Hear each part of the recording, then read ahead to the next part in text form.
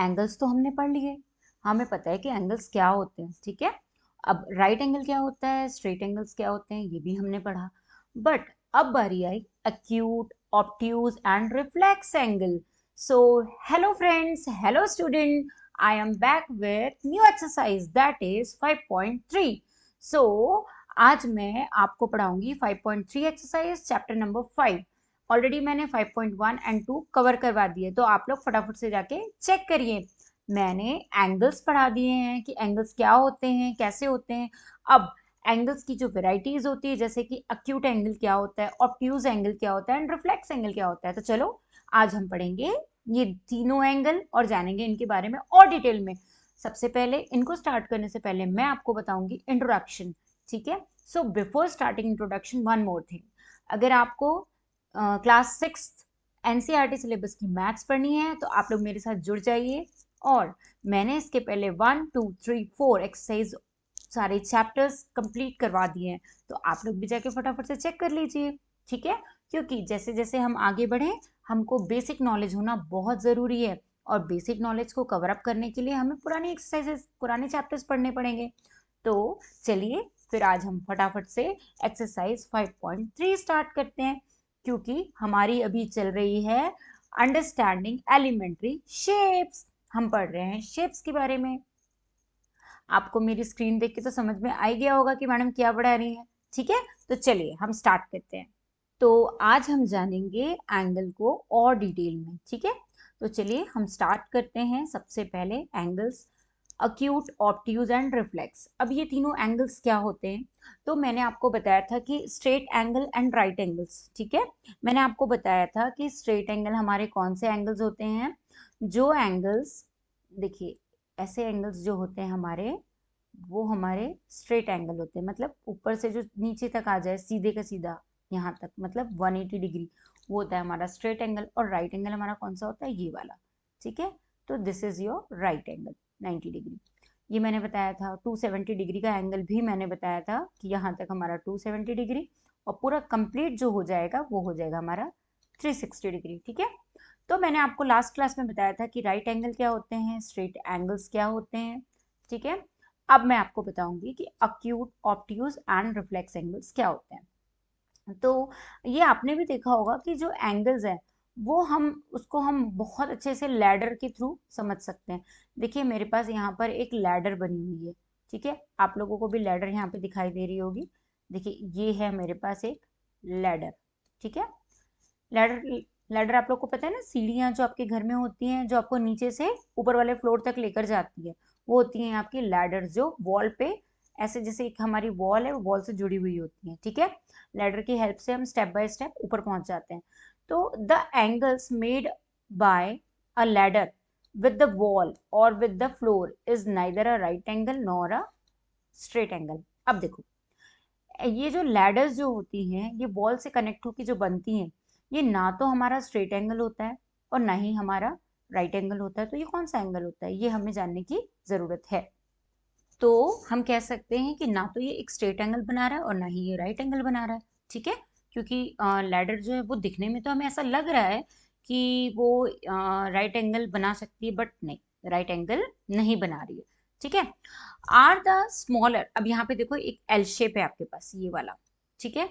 अब ये जो एल शेप है, इस ये एल शेप आपको पता है कौन यूज करता है, ये एल शेप कारपेंटर्स यूज करते हैं। क्यों? क्योंकि ये एक्चुअल में उनका राइट एंगल होता है, और जब भी उन्हें कारपेंटर्स को कुछ भी वुड कटिंग के लिए या कुछ भी कारपेंटरी वर्क के लिए राइट एंगल चाहिए होता है, तो वो लोग इस एल शेप वाली स्केल से या रूलर से कट करते हैं, ठीक है।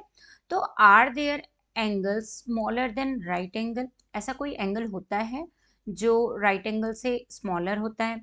आपको पता है? अगर पता है तो प्लीज मुझे बताइए। या फिर ऐसा कोई एंगल होता है जो राइट एंगल से बड़ा होता है? मेरे कहने का मतलब, जैसे मेरा ये राइट एंगल है, ठीक है, तो ऐसा कोई एंगल होता है जो राइट एंगल से छोटा या राइट एंगल से बड़ा होता है? होता है? तो मुझे बताइए, ठीक है। Moving on next. अब देखिए, तो जो कारपेंटर्स होते हैं उनका जो रूलर होता है वो एल शेप का होता है, इंग्लिश लेटर के अल्फाबेट एल के जैसा, ठीक है। और वो लोग इसका यूज क्यों करते हैं, टेस्टर के जैसे। टेस्टर होता है, ठीक है, जो कि राइट एंगल को टेस्ट करता है, ठीक है। नाउ अब हमारे पास कुछ देखो यहाँ पे हमारे पास डू दिस है, हमें इसको परफॉर्म करके देखना है, ठीक है। तो हम इसे करके देखते हैं। यहाँ पे हमारे पास एक शीट होगी। अब देखो यहाँ पे मैंने एक पेपर ले लिया है, ठीक है, ये एक पेपर आपको दिख रहा है। अब मैं इसको क्या करूंगी, स्टेप 1 में take a piece of paper and fold it somewhere. मुझे इसे कहीं से भी फोल्ड करना है, मैंने इसको मिडिल से फोल्ड कर दिया, ठीक है। देखो मैंने इसको मिडिल से फोल्ड कर दिया, ठीक है, स्टेप 2 में। अब नेक्स्ट स्टेप में क्या बोलता है कि हमें इसको फिर से एक बार और फोल्ड करना है, अगेन स्ट्रेट एज, ठीक है। ये देखो मैंने इसको फिर से फोल्ड कर दिया, अगेन स्ट्रेट फोल्ड कर दिया, ठीक है। तो आपने क्या ऑब्जर्व किया, क्या इम्प्रोवाइज किया कि राइट एंगल टेस्टर है ये। एक्चुअली आपने क्या देखा कि हमारा जो पेपर है, ठीक है, हमने उसको यहाँ से फोल्ड तो कर दिया, ठीक है, बट अभी उसकी यहाँ से फोल्ड करने के बाद ये जो एजेस निकल के आई हैं, ठीक है, ये इसकी एजेस हो गई। तो ये जो एज है इसको मैंने अगेन जब फोल्ड किया, ठीक है, तो ये एज क्या हो गई, तो ये एज क्या हो गई, ये जो इसकी एज थी इसको मैंने एंड अप कर दिया, ये देखो ये यहाँ से एंड हो गई, ठीक है। मतलब ये ऐसी यहाँ तक थी, पूरी ये जो एज थी यहाँ तक थी, मैंने इसको क्या किया, एंड अप कर दिया यहाँ से, फिर से मैंने इसको क्या किया, फोल्ड कर दिया, तो इस एज यहाँ पे एंड अप हो गई।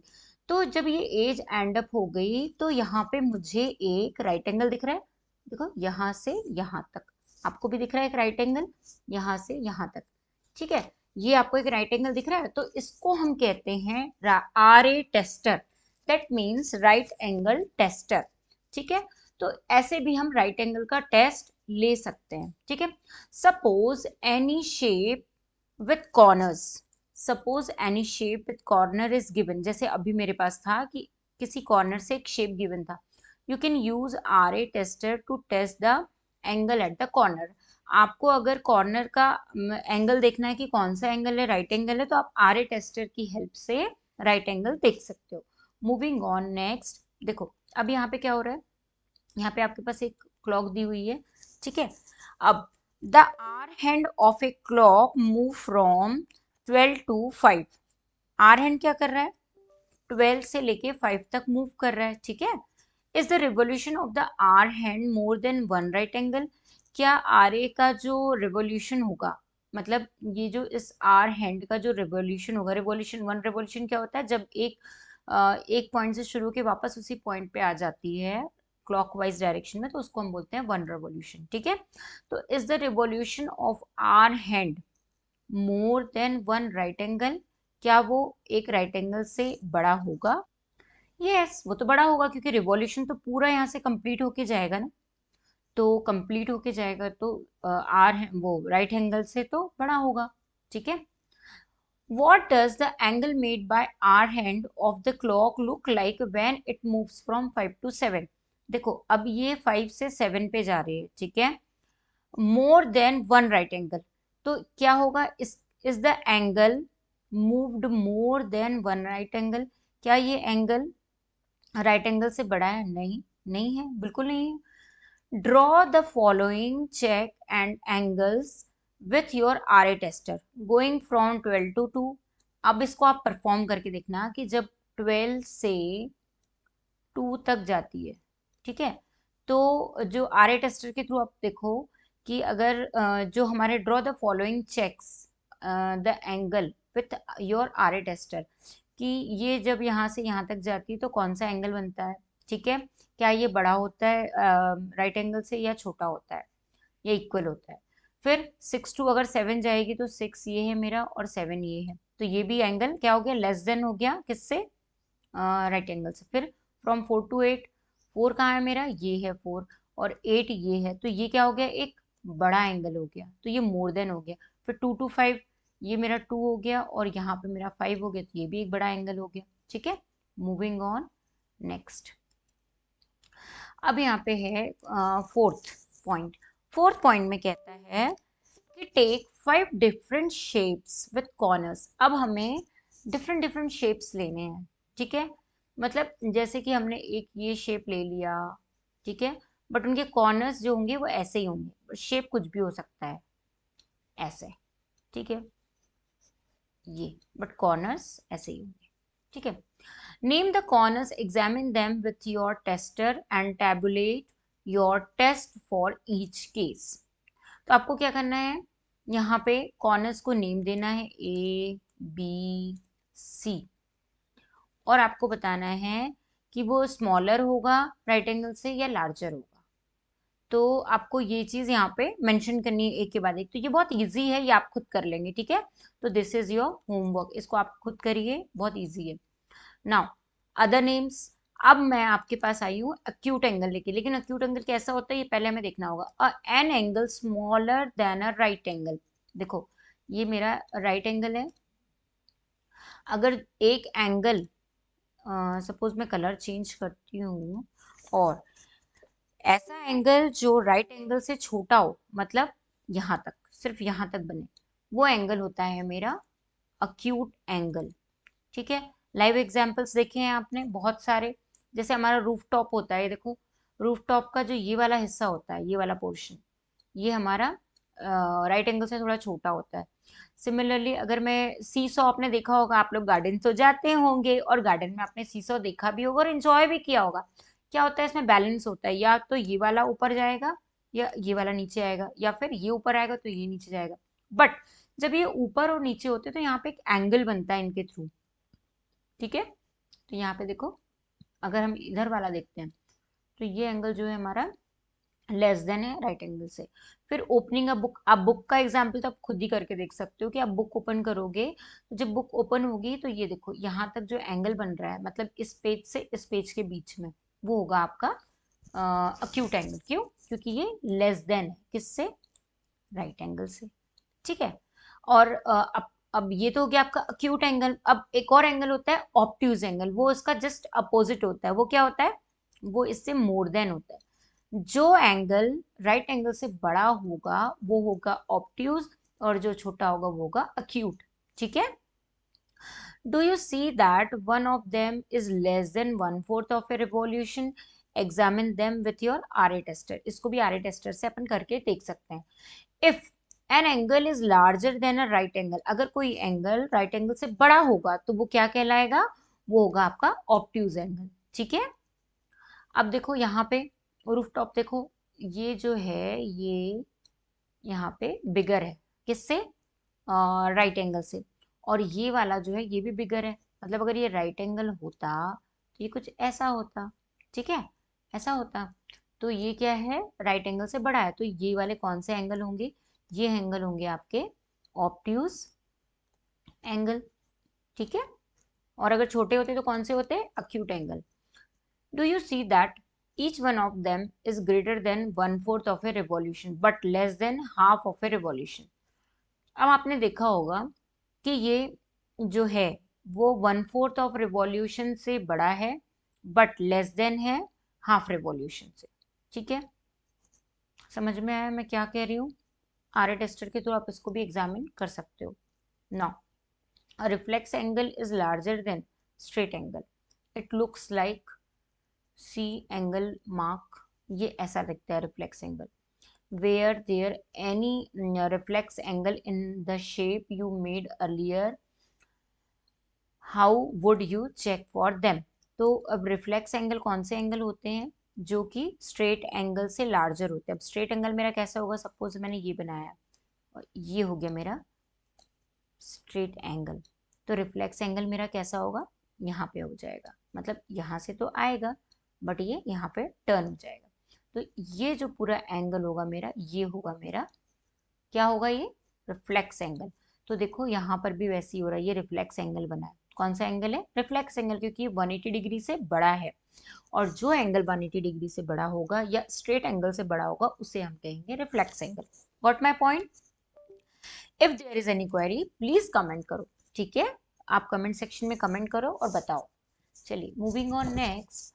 अब देखिए यहाँ पे हमने कुछ ट्राई किया है, तो हम इन्हें चेक करते हैं। Look around you and identify edges meeting corner and produce the angle. आप अपने आसपास देखिए कि कौन कौन सी ऐसी, जैसे आपने देखा होगा कि जब आपका जो फ्रंट गेट होता है आपके घर का, ठीक है, तो आपकी जो नीचे की जो वो होती है, जो आपकी नीचे की जो जमीन होती है, ठीक है, जहाँ पे गेट ऐसा होता है, तो क्या होता है, गेट हमेशा ऐसे होके ऐसे बंद हो जाता है और ऐसे होके ओपन हो जाता है। तो यहाँ से यहाँ तक, मतलब अगर सपोज ये ऐसा है, ठीक है, यहाँ ऐसा गेट है, और गेट क्या कर रहा है, ऐसे होके गेट ऐसे क्लोज हो जा रहा है, फिर ऐसे होके ऐसे ओपन हो रहा है, क्लोज हो रहा है। तो यहाँ से यहाँ तक आपका एंगल देखो कैसा बनता है। जब आप पूरा गेट खोल दोगे तो कौन सा एंगल बनेगा, हाफ खोलोगे तो कौन सा बनेगा। और एक ऐसी भी सिचुएशन आएगी जब आपका ऑब्ट्यूज बनेगा। ऑब्ट्यूज कब बनेगा, क्योंकि अक्सर क्या होता है, गेट पूरा का पूरा जब अक्सर होता है कि जब जो हमारे ये ऐसे होते हैं हमारे गेट्स, ठीक है, ऐसे होते हैं ना, तो वो कौन सी सिचुएशन होती है, वो होती है राइट एंगल वाली सिचुएशन। बट जब आप हाफ ओपन करोगे तो क्या कौन सी सिचुएशन होगी, ऑब्ट्यूज। और राइट एंगल से ज्यादा तो गेट खुलते नहीं, वो मेन गेट होते हैं जिसमें दो गेट लगे होते हैं। मैं डोर्स की बात कर रही थी, ठीक है।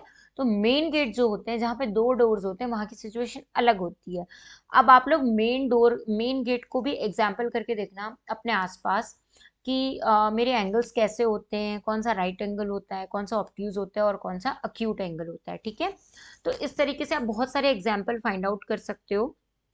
नाउ नेक्स्ट सेकंड पॉइंट है, और ऐसी कुछ सिचुएशंस आप उसको क्या करो, लिस्ट करके 10 सिचुएशंस ऐसी बनाओ कि कौन कौन से ऐसी सिचुएशंस हो सकती हैं। फिर सेकंड पॉइंट है मेरा, list 10 situation where angle made up are acute. अब आपको ऐसी सिचुएशन बनानी है जहां पे अक्यूट एंगल बनता है। जैसे एक बुक का एग्जाम्पल था आपके पास, ठीक है, ये आपकी बुक थी और ये बुक का एक कवर पेज था।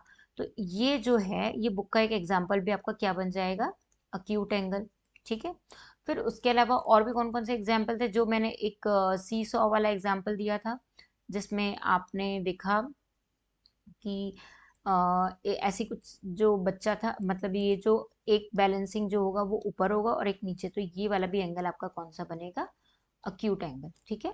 फिर उसके अलावा अक्यूट एंगल के और भी कौन से एग्जाम्पल हो सकते हैं, कई बार आपने देखा होगा, कौन से एग्जाम्पल्स हो सकते हैं, आप देखिए, कभी कभी जो स्टैंड्स होते हैं गाड़ी में, ठीक है, तो स्टैंड्स भी जो होते हैं गाड़ी में, वो भी एक तो स्ट्रेट ऐसे लग जाते हैं, ठीक है, और एक जो होता है वो ऐसा लगता है। तो ये वाली जो सिचुएशन होती है अक्यूट एंगल वाली होती है और ये राइट एंगल वाली होती है।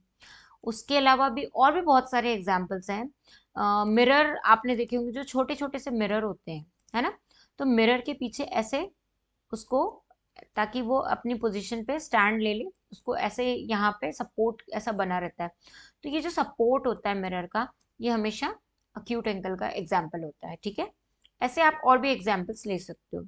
सिमिलरली अब ऐसे ही आपको राइट एंगल के भी एग्जाम्पल लेने हैं। तो राइट एंगल के तो बहुत सारे से एग्जाम्पल्स हैं, जैसे अभी हमने देखे भी, और आपको पता भी है राइट एंगल के बहुत सारे एग्जाम्पल्स होते हैं। एक तो अब मैंने आपको बताया कि जो कारपेंटर्स होते हैं उनकी जो स्केल होती है वो भी राइट एंगल का एग्जाम्पल है, क्योंकि वो एल शेप में होती है ना। फिर इसके अलावा और भी बहुत सारी चीज़ें हैं, जैसे हम लोगों के घर का कॉर्नर होता है, वो वहाँ पे भी एक राइट एंगल बनता है, घर के कॉर्नर से देखना आप, ठीक है। फिर हम कई बार आपने नोटिस किया होगा कि कुछ चेयर्स भी ऐसी आती हैं जो राइट एंगल के फॉर्म में, सिटिंग एरिया उनका ऐसा बना हुआ होता है ना। तो ऐसे बहुत सारे एग्जाम्पल आप लोग और भी लिस्ट आउट कर लेना। फिर उसके अलावा ऑप्ट्यूज एंगल, तो ऑप्ट्यूज एंगल में चेयर्स का ही एक एग्जाम्पल है। कुछ चेयर्स ऐसी भी होती हैं जो रिक्लाइनर टाइप की होती हैं, तो वो चेयर्स को भी हम क्या बोल सकते हैं, वो ऑप्ट्यूज एंगल का एग्जाम्पल हो जाएगी, क्योंकि वो मोर देन राइट एंगल होगी। फिर उसके अलावा और भी बहुत सारी चीज़ें होती हैं, और भी बहुत एग्जाम्पल होते हैं जो मोर देन आपके राइट एंगल होंगे, तो वो हमारे हो जाएंगे, कौन से हो जाएंगे, वो हो जाएंगे ऑप्ट्यूज एंगल, ठीक है। तो ऐसे ही आप 10 लिस्ट बना लीजिए ऑप्टिज एंगल की। अब लिस्ट आपको बनानी है 5 other situation where reflex angle may be seen. आपको ऐसी सिचुएशन बनानी है जहां पे आपको रिफ्लेक्स एंगल दिखता है। रिफ्लेक्स एंगल क्या होता है, जो मोर देन होता है 180 डिग्री, ठीक है, तो वो एंगल होता है आपका रिफ्लेक्स एंगल। तो ऐसे ही आपको रिफ्लेक्स एंगल के, जैसे कि रूफ टॉप होता है हमारा, तो रूफ टॉप का भी एक एग्जाम्पल जो होगा वो मोर देन क्या हो जाएगा, नहीं ये तो ऑप्ट्यूज का एग्जाम्पल हो जाएगा। रिफ्लेक्स के आपके और भी बहुत सारे एग्जाम्पल्स हो सकते हैं, आप अपने आसपास देखिए और रिफ्लेक्स के आप लोग एग्जाम्पल्स खुद बनाइए, ठीक है।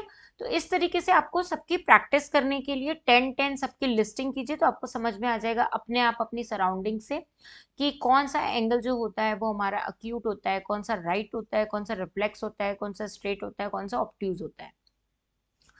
नाउ एक्सरसाइज, अब यहाँ पे हमारी एक्सरसाइज 5.3 स्टार्ट हो गई है, ठीक है।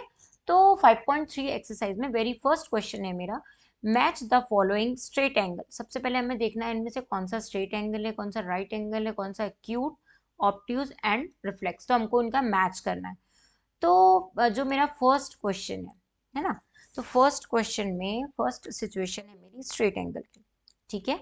अब स्ट्रेट एंगल में मुझे इनको पहले रीड आउट करना और देखना है कौन सा स्ट्रेट एंगल। तो पहला है less than 1/4 of a revolution, मतलब जो 1/4 ऑफ रिवॉल्यूशन उससे लेस देन होगा, क्या वो स्ट्रेट एंगल होगा। मोर than half revolution, half of the revolution, तो ये हो जाएगा मेरा स्ट्रेट एंगल। कौन सा? हाफ ऑफ द रिवॉल्यूशन, ठीक है, क्योंकि रिवॉल्यूशन की जस्ट हाफ होगा, ना लेस होगा ना मोर होगा, तो इसको हम बोलेंगे स्ट्रेट एंगल। फिर राइट एंगल मेरा कौन सा हो जाएगा? Between 1/4 and 1/2, half. तो देखो ये कौन सी सिचुएशन होती है, एक तो हो जाता है आपका देखो जैसे यहाँ पे 6 है और यहाँ पे 12 है और यहाँ पे आपका क्या हो गया 3 और यहाँ पे 9, ठीक है। तो बिटवीन 1/4 एंड हाफ, तो हाफ तो मेरा ये हो गया है ना, मतलब यहाँ तक पूरा मेरा जो है ये हाफ हो गया, और 1/4 मेरा ये हो गया। अब इन दोनों के बीच में जो एंगल बनता है वो होता है क्या, बताइए? यस, ये वाला जो होता है ये होता है मेरा राइट एंगल।